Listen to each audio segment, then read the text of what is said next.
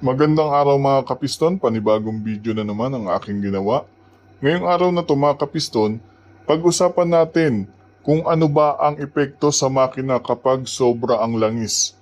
Yan ang topic natin ngayon mga kapiston. Kapag ikaw ay nagpa-change oil mga kapiston ng iyong sasakyan at napansin mo na sobra yung nailagay na langis ng mekaniko, ano ba ang epekto nito sa makina? Ano ba yung magiging problema? Kapag sobra ang langis ng makina, nagkakaroon ng mataas na pressure sa loob ng makina kapag umaandar ang makina.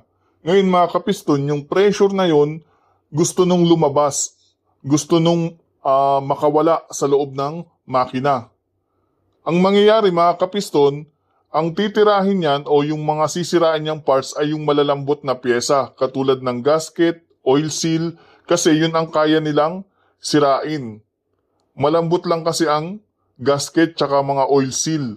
Mga rubber lang yan. Kaya yan yung unang nasisira kapag mataas ang pressure sa loob ng makina.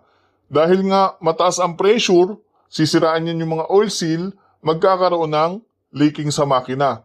Kaya ang sagot dyan mga kapiston, kapag sobra ang langis ng makina, magkakaroon niya ng leaking kasi masisira yung mga oil seal dahil sa mataas na pressure. Mga kapiston, kung hindi mo pa alam kung ano ang tamang level ng langis sa makina, meron tayong ginawang video dyan mga kapiston, panoorin mo na lang.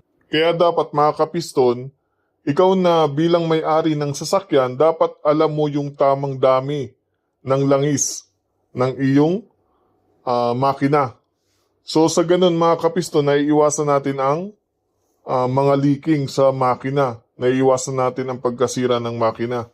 So yun lang mga kapiston at sana may natutunan ka sa maikling video natin at kung may natutunan ka, please subscribe sa ating YouTube channel para tuloy-tuloy yung mga basic video, mga basic na kaalaman tungkol sa iyong sasakyan.